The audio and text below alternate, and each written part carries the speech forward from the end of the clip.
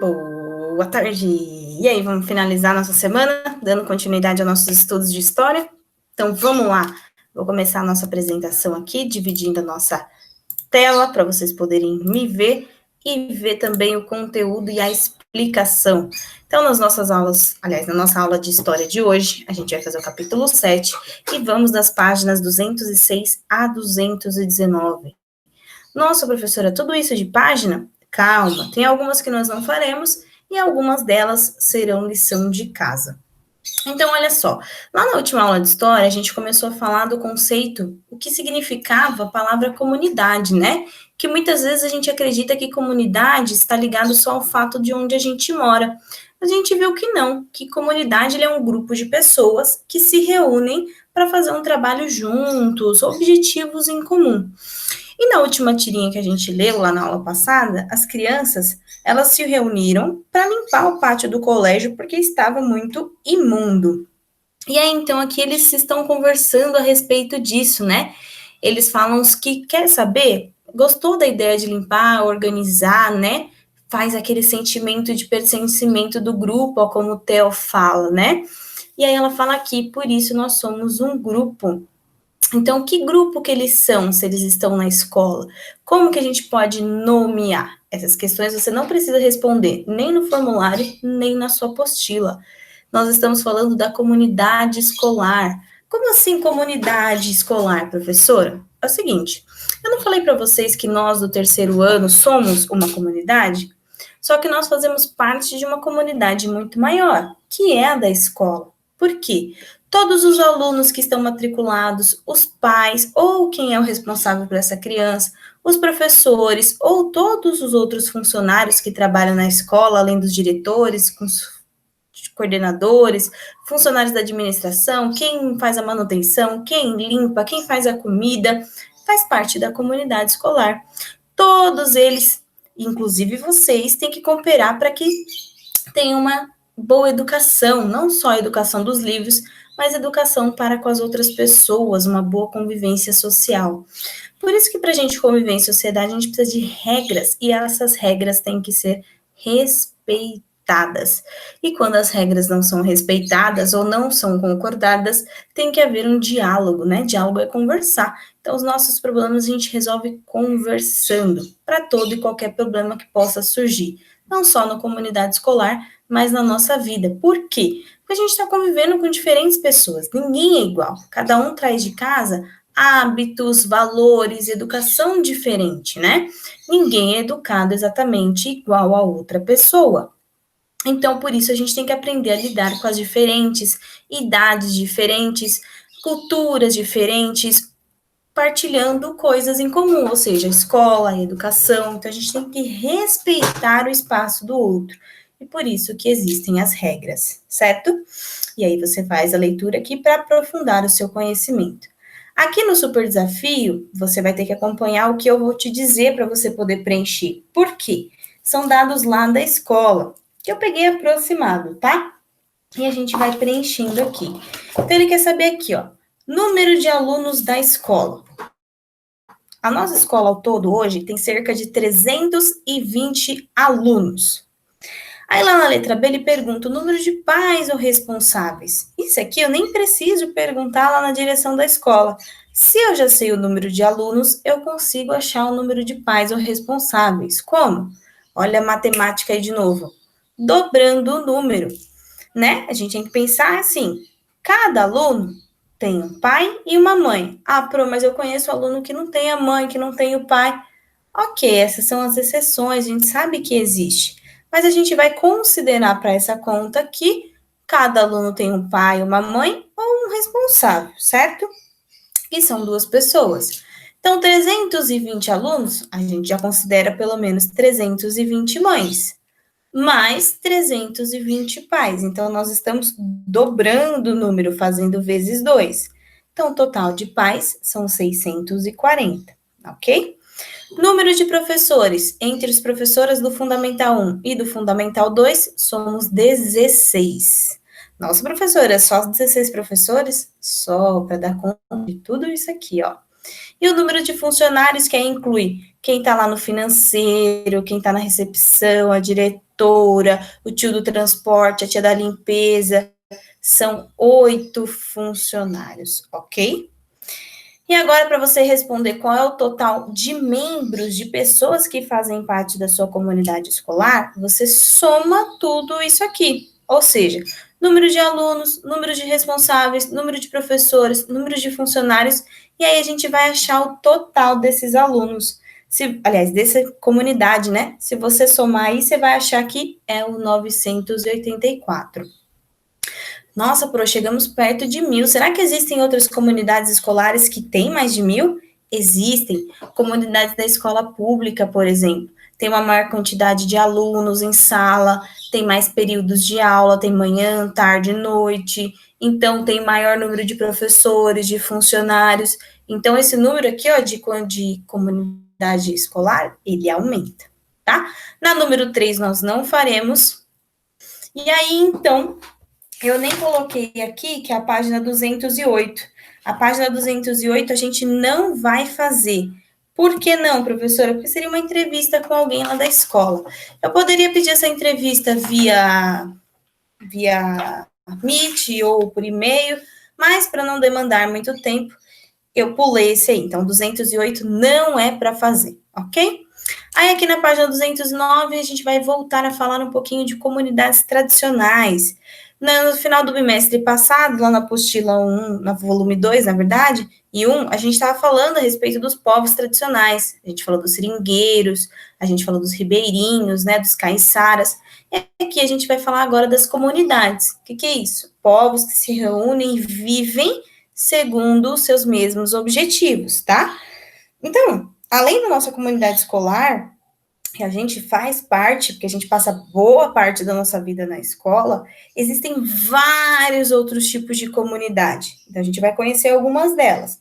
Por exemplo, as que são mais conhecidas tradicionais no Brasil são 25 ao todo. Elas são reconhecidas como tradicionais, ou seja, passou de geração em geração, tem os seus hábitos lá, e entre elas a gente pode incluir as comunidades indígenas, né? Os índios, eles já estão aqui no Brasil desde que o Brasil foi fundado por Deus, né? A gente sabe que os portugueses chegaram aqui e os índios já habitavam. Hoje em dia, a gente, né, a sociedade como um todo vai espremendo os indígenas ali no espaço em que eles vivem e acaba diminuindo essa quantidade de indígenas, da língua, da cultura deles, mas eles são comunidades tradicionais e tentam sobreviver. Se a gente for tentar medir isso em quantidade, a gente tem que pensar que o Brasil ele é um território gigante. Então, toda vez que eu falar território, você imagina na sua cabeça o mapa do Brasil e imagina lá cada estado. Pense quando os portugueses chegaram aqui, era tudo árvore, tudo árvore. Então, ó, vai casar com o nosso assunto lá de geografia, ó. Era tudo paisagem natural, paisagem natural. Com a chegada dos portugueses, eles começaram a transformar essa paisagem natural em uma paisagem humanizada, foram transformando tudo até chegar nos dias de hoje. Então, essas comunidades tradicionais resistem, elas tentam sobreviver, e nesse tentar resistir, elas ocupam cerca de 1/4 do território do Brasil. Isso é fração, a gente vai aprender ainda, tá? Que significa aproximadamente 4,5 milhões de pessoas que fazem parte dela. Professora, 4,5 milhões não é muita gente? É. Só que o Brasil, como ele tem um território gigante, nós temos muitas pessoas que moram aqui. Então, por isso que tem essa quantidade de povos tradicionais. Ah, Pro, mas olha, tem gente morrendo a todo momento. Aliás, tem gente nascendo a todo momento. Tem mesmo, que foi que um aluno me falou hoje na aula. Só que também há pessoas morrendo, então sempre há um equilíbrio.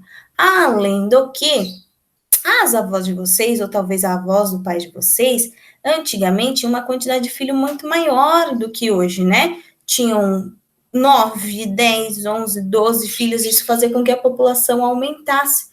Hoje em dia, as mães de vocês talvez tenham 1, 2, 3, ou talvez nem tenha, ou vai ter mais lá para frente, quando tiver mais velha, como eu, por exemplo, que ainda não tenho filhos, tá?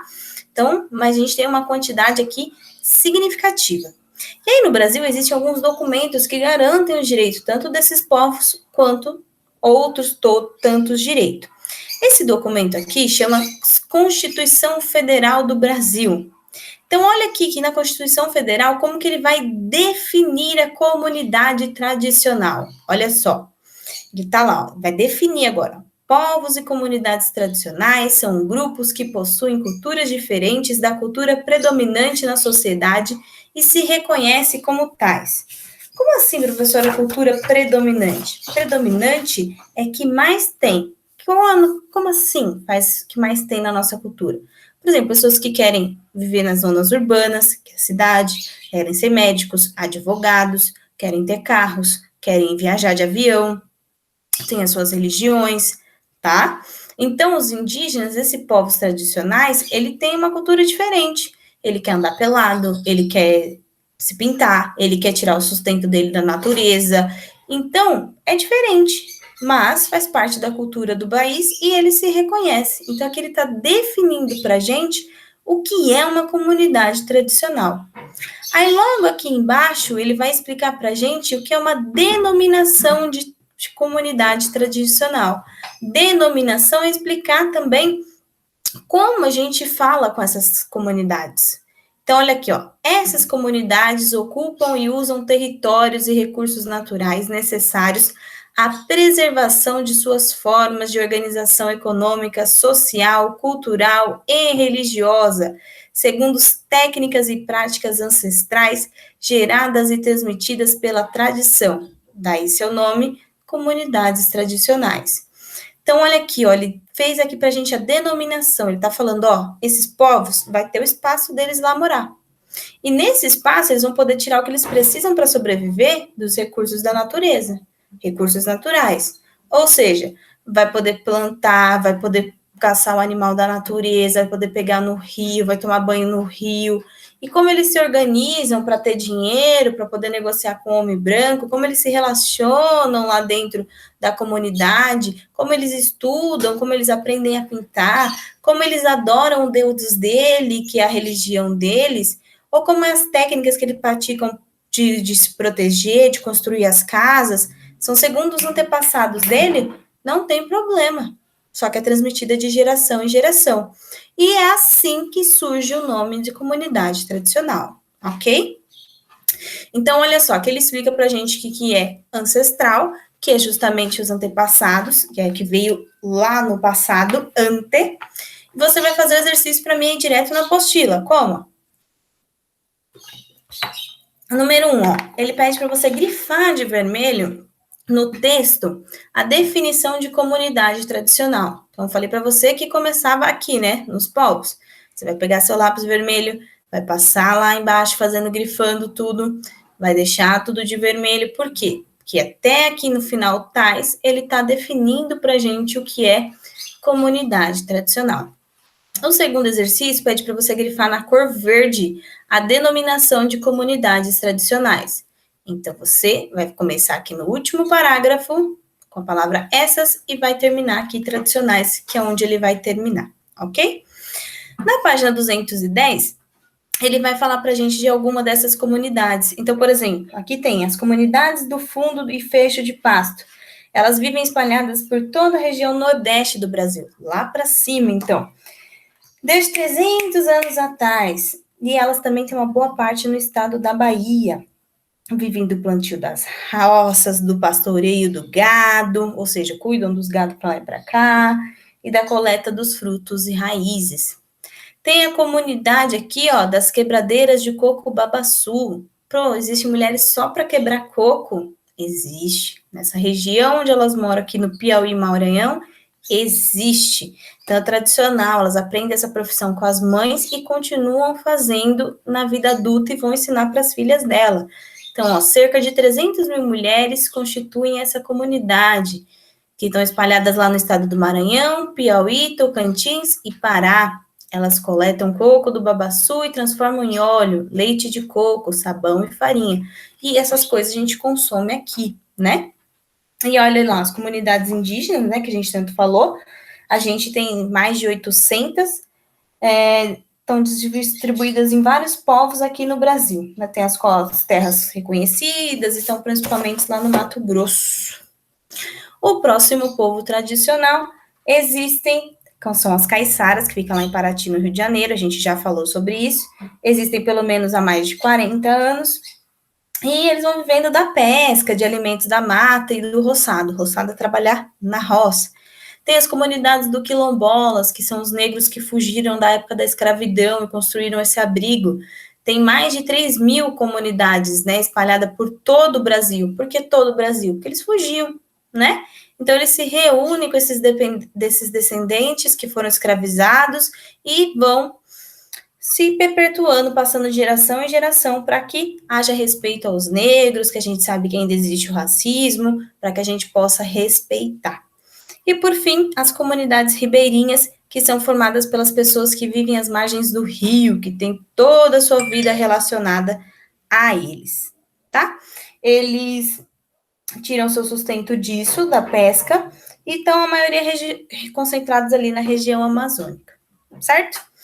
Aí a gente vai falar das comunidades urbanas lá na página 212. Por que é urbano? O que é urbano? De onde vem isso?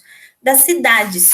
A forma da cidade que a gente tem hoje, que é onde a gente mora, ela cresceu muito rápido. De 200 anos para cá, essas comunidades tradicionais, igual eu falei para você dos indígenas, ou dos ribeirinhos, ou essas que a gente falou agora, elas perderam espaço no território. Por quê? Porque a cidade cresceu. Mas elas estão resistindo, buscando formas de viver, de se estabelecer, de ficar, de estar. Mas, já aqui na cidade, as pessoas criaram as suas formas de se relacionar. Elas se reúnem de diferentes maneiras da comunidade. Então, isso a gente está falando de comunidade urbana.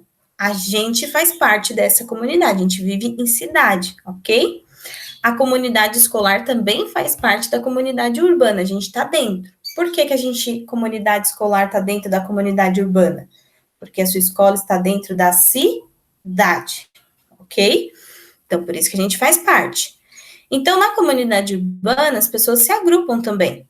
E isso acaba fazendo a gente aquele sentimento de pertencer, de identidade, né? A gente sabe, por isso que a gente pergunta assim, onde você mora? É na zona urbana ou na zona rural?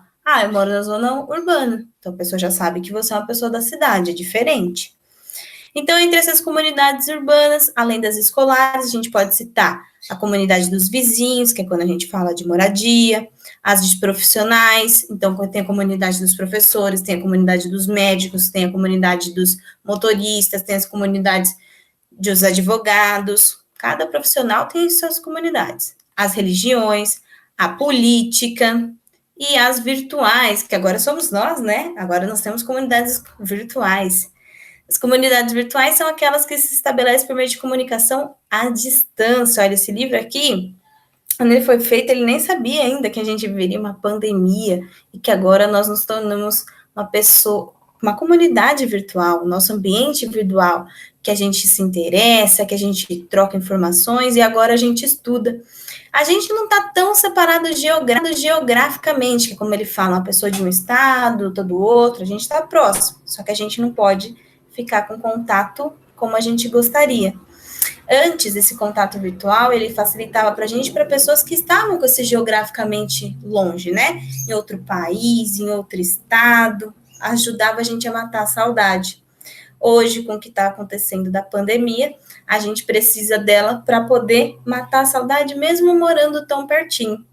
Pelo menos, ela veio para nos ajudar e a gente consegue estudar, manter os nossos contatos, cantar parabéns e ficar aqui sabendo como que tá e vendo um ao outro. Claro que não é a mesma coisa que abraçar, sentir o cheirinho da pessoa, mas é uma forma da gente matar a saudade, ok? Então, olha lá, comunidades urbanas, até a foto já mostra pra gente aqui como é que é. Então, aqui em geografia, a gente viu que essas paisagens, mesmo sendo urbanas, elas vão se modificando ao longo do tempo. E aí você vai responder lá no formulário para mim, que está em anexo, essas questões que está aqui. Pede para você observar a imagem e responder. O que você imagina que a pessoa que está com esse aparelho em mãos pretende fazer? O que você imagina? Então, aqui, não tem certo, não tem errado, desde que tenha sentido sobre o que você imagina que essa pessoa pode fazer. Você tem que observar lá, olha a tela do celular. O que ela está pesquisando? Tem um título. O que vocês imaginam que ela pode estar fazendo, tá? A letra B. A que tipo de comunidade pertence essa tela? Essa comunidade que eu estou perguntando para você é urbana? É uma comunidade indígena? É uma comunidade virtual? Tá? É isso que você vai me responder. E na letra C, eu quero saber se você costuma usar essa página também, que está aparecendo lá na tela do celular da pessoa, que é o Wikipedia, e para quê, tá? Então, você vai me dizer se você, sim, eu costumo usar, para, e me explicar o que você usa. Aqui embaixo ele dá mais explicação ó, do que é Wikipedia, que é um projeto de enciclopédia. Enciclopédia nos livros que existiam antigamente. Antes, que eu não tinha internet, né? Até na minha época, um pouquinho antes, quando eu entrei na escola, tinha que fazer trabalho, não tinha internet, não tinha o Google. E a gente queria saber, pesquisar o que o professor pedia, saber o significado de alguma coisa, de ciências, tinha que pesquisar nas enciclopédias, eram livros gigantes, tinha até uma coleção, que era a Barça, caríssima. Se não tinha, tinha que ir na biblioteca pública para poder fazer. E aí, então, com o tempo que veio a internet, esses livros passaram a estar tudo na internet e sendo atualizado a todo momento. Então, eles criaram uma enciclopédia online, ó, de maneira colaborativa, ou seja, várias pessoas podem entrar e colocar lá, contribuir com as suas informações. Por isso que muitas vezes os professores, né, no meu caso ainda não, mas quando vocês ficarem maiorzinhos, vai falar assim: olha, a pesquisa do Wikipedia não é confiável, ela não vale. Por quê? Porque qualquer pessoa pode entrar lá e editar. Não necessariamente um professor, não necessariamente quem pesquisou, pode ser pessoas que realmente queiram ajudar, mas pode ser pessoas que ajam de má fé. Então, a ideia é bacana, transformar esse site numa enciclopédia onde possa ter várias informações, mas talvez nem sempre faça dele muito seguro, ok? E aí, nosso momento de revisar, ele vai ser a lição de casa de vocês. Então, a primeira atividade aqui é só marcar verdadeiro ou falso. Para saber se é verdadeiro ou falso, não é teste de adivinha, não. Ah, eu acho que a primeira é verdadeira, a segunda. Não é isso. Você precisa ler e interpretar cada frase que está sendo dita, para daí então saber se ela é verdadeira ou falsa. Então, tem que ler. Na segunda, você vai completar as frases. Então, ele dá as palavrinhas para você aqui em verde e você vai ler o textinho completando de acordo com o sentido, ok? Na número 3, você vai marcar o X em relações às que indica características da comunidade. São duas opções, certo? Na número 4, você só tem que associar a segunda coluna de acordo com a primeira. Como? Tem aqui a letra A, comunidade rural. Então, a letra A representa a comunidade rural e a letra B, comunidade urbana. Então, você olha a foto. Ah, é comunidade rural? Letra A. É comunidade urbana? Letra B. Comunidade rural? Letra A. Ok? Na número 5, você precisa ler o que está escrito no texto, observar a imagem e interpretar para responder as questões A, B, C, certo? Lá na número 6, ele pede para você marcar a alternativa correta para responder como é uma comunidade escolar. Aqui só tem uma alternativa correta. Na número 7, você vai assinalar as alternativas. Olha o plural aqui, ó, que descrevem as ações que contribuem para a boa convivência na comunidade escolar. Então, tem mais de duas respostas aqui, que são ações, coisas que a gente pode fazer para conviver bem com o outro, certo? Aqui eu só quero que você responda para mim. O que define uma escola, uma comunidade tradicional? Então, você vai ter que voltar lá na comunidade tradicional. A gente fez até a parte de grifar, ler, entender e colocar aqui para mim. Posso copiar exatamente o que está lá? Até pode, mas seria mais ideal você tentar colocar o que você entendeu. Você cita um exemplo para mim de comunidade tradicional, no seu texto fará vários exemplos, e na letra C eu quero saber como é a relação dessa comunidade tradicional com a natureza. Como assim, professora, relação? Então, tem uma comunidade tradicional que pode viver no ambiente natural. Como que eles fazem para sobreviver? Eles podem cuidar? Eles podem utilizar os recursos para sobreviver? Eles podem sair destruindo a mata? Então, como que é essa relação? Ok? Na número 8, é só um caça-palavra, você tem que achar as palavrinhas que estão aqui no caça-palavrinhas, bem basiquinho, certo? Na número 10, você vai ligar corretamente os itens da primeira coluna com a segunda, de acordo com as características da comunidade tradicional. Então, ó, vivem à beira dos rios. Quais desses povos que estão aqui vivem à beira do rio? Você só marca lá ligando para mim. Na número 11, pede para você ler esse trecho de uma reportagem sobre as comunidades tradicionais brasileiras. Então, não adianta querer responder a A e a B sem ler esse aqui e interpretar. Então, ele fala aqui, você diria que as comunidades tradicionais ameaçam a natureza nas terras que ocupam? Então, com tudo isso que a gente falou, que a gente conversou, que eu falei, que você vai ler com essa reportagem aqui, esse povo que pode morar lá na natureza, vai destruir ela? Vai fazer mal? Letra B. Você concorda com a ideia representada no texto de que as matas podem ser preservadas mesmo quando há ação humana? E aí? Pode ou não pode? Na sua opinião, eu quero saber. E aqui não é só responder sim ou não, eu quero sim ou não e o porquê, tá? 12. Calcula-se que o território brasileiro exista cerca de 3.500 comunidades quilombolas. Veja a definição de quilombolas. São descendentes de africanos escravizados que continuam nas terras onde seus ancestrais viviam e preservam boa parte de seus costumes tradicionais. Então, lembra, a gente estudou o que eram os quilombolas, como se formou, por que teve que se formar. E aí, então, você vai responder para mim aqui, ó. Podemos dizer que as comunidades quilombolas são comunidades tradicionais? Por quê? Então, você vai me dizer sim e vai me explicar. Eu quero uma explicação, né? Não é sim porque eu acho que sim, não é não porque eu acho que não. É sim, eles são tradicionais, porque passou, lalala, resposta completa, certo? A número 13, você precisa ler o que ele está pedindo, entender a imagem do que está acontecendo aqui, tá? Quando ele fala aqui, ó, que a pessoa ocupa o coworking é colega de trabalho. É uma palavra que surgiu lá nos Estados Unidos, ó. Então, o tipo de ambiente profissional ilustrado abaixo chama-se coworking. Você já ouviu falar? Profissionais de diferentes áreas trabalham em um mesmo escritório. Funciona assim: cada um paga um valor para utilizar o local. Custos como luz, água, internet, manutenção do imóvel ficam por conta do proprietário do espaço. O coworking surgiu nos Estados Unidos em 2005. A tendência vem se espalhando pelo mundo, inclusive aqui no Brasil.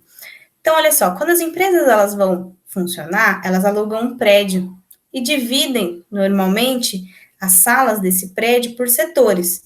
Ah, aqui vai trabalhar o financeiro, ah, aqui vai trabalhar a logística, ah, aqui vai trabalhar... Então, vai separando. Isso gera um custo para a empresa. Mais salas, mais água, mais luz. Aí, lá nos Estados Unidos, surgiu essa ideia de cowork, parceria no trabalho. Ou seja, eu preciso trabalhar aqui, falo para o meu funcionário, ó, hoje você vai trabalhar no prédio tal do Colégio Harmonias de Jaquiriçá. Vou lá, pago para o Eduardo e falo, olha, hoje meu funcionário vai trabalhar aqui tantas horas. Ok, eu vou lá. Só que o funcionário, por exemplo, da Mariana, ela fala para o funcionário dela, fala, olha, você vai trabalhar também lá no Colégio Harmonia hoje, e o funcionário dela trabalha com uma coisa nada a ver com a minha. E isso sai mais barato. Mas fica assim, ó, as pessoas trabalhando de diferentes coisas no mesmo espaço e às vezes nem é da mesma empresa. Então, eu quero saber, na sua opinião, esse conjunto de pessoas que ocupam o coworking, o espaço dividido, pode ser considerado um tipo de comunidade? Pode ou não? Ok? Então, pensa direitinho, elabora com atenção as suas respostas, capricha, dúvidas, a gente vai se falando, atenção para as datas, não se perca, aproveita o seu final de semana, segunda-feira tem mais e a gente se fala em breve. Então, um beijo, até a próxima aula.